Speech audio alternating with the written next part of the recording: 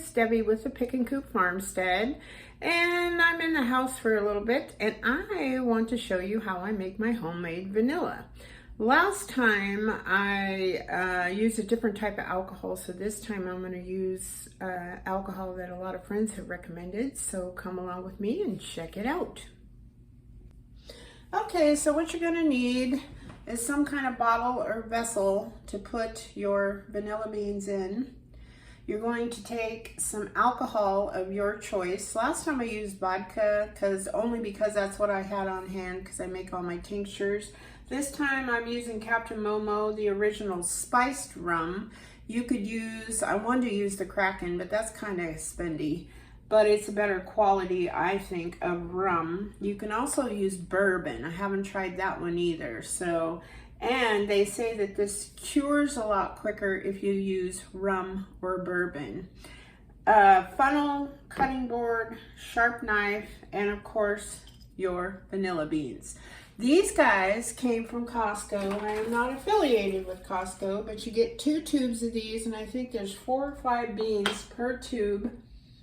I'll show you what that looks like. The little tubes come in here, and they're organic Madagascar beans. Oh, there's 10, so there's 5 in each vessel. So I'm going to use 5 in this batch because it takes quite a few, even though they're expensive. But you can keep adding to what they call your mother base.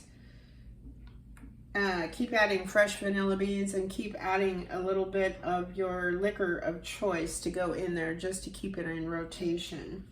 So what you're going to want to do is cut this lengthwise because you want to cut that bean open to release all the goodness. And then you just stuff them down into the jar. And you're going to repeat that with all your beans. Now, you can look this up on the internet or Pinterest or whatever you like, because they will give you a ratio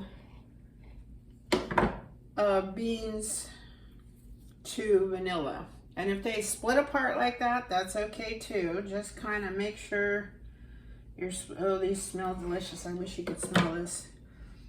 And it tastes so much better when you're baking. You can really tell the difference.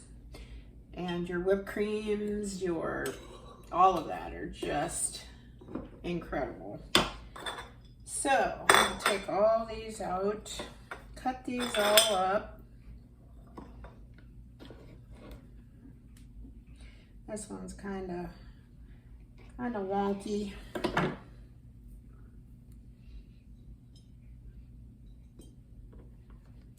But you can also, there's a lot of different, on the internet, if you search up whole vanilla beans, there's a lot of different companies out there that will sell the beans, and there's so many different kinds. I could not believe how many different kinds there were. And usually the more you buy of the beans, the less expensive it is.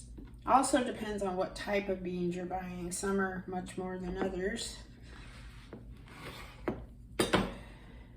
But you can search that up and see what you got going. So I put every little bit of those beans just because they're expensive. I think just for 10 of these, which is actually really cheap, I want to say it was $17 or $18. So that's super, super inexpensive.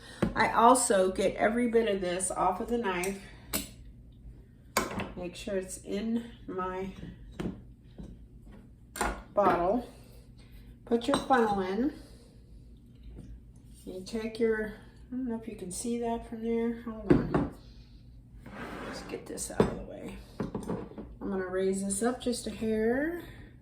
Helps if you see what I'm doing, huh? And as you can see, my frontal is vintage enamelware. I love that stuff. So you're filling up your bottle, and you want it to at least cover all of your beans. That's pretty good. I'm going to do a little bit more, why not? I'll do it up to the neck here. Gotta have a little room to shake it. So there you go. Then you put your lid on. As tight as you can get it. You don't want it to evaporate. I'm gonna put the lid on this. You don't end up spilling it. And there you have your bar, and then, or your jar. Oh, this lid is got like a crack or something in it. It doesn't want to seal.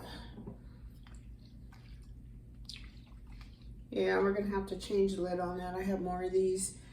But anyhow, and you want to put like a piece of tape with a date on there, and then put it in a dark cupboard, and then invert it. I do it once a day just because I'm used to it with all my tinctures. Invert it a couple of times just to mix things around.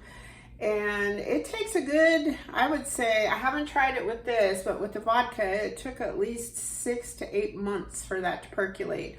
So the one thing you don't want to do is wait till the last minute to make more. So I typically, my last jar, I've added a little bit of vodka to it here and there. It's down about a third, and so I thought, well, it's time. I had to buy some rum, and it's time to make another one just so I have it. So if you have any questions, oops, sorry. If you have any questions, just put them in the comments, and good luck. You can make all different types of flavorings, you know, this way. I've done lemon with fresh lemon peels. I use vodka for that. I have a coffee one that's just about ready to strain.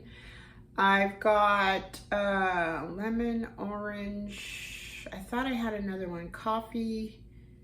I can't remember what the other one is, but just vodka works great for those. And you just let them percolate just like this till as long as you like the taste. So I taste them every once in a while after probably about 3 or 4 months. But the same thing, you're gonna invert them once a day, keep them in a dark cupboard just so they percolate, and find a lid that doesn't leak. That would be helpful. And that's all there is to it. So you guys have a great day. I hope the sun is shining where you are, and I'll talk to you later. Bye-bye.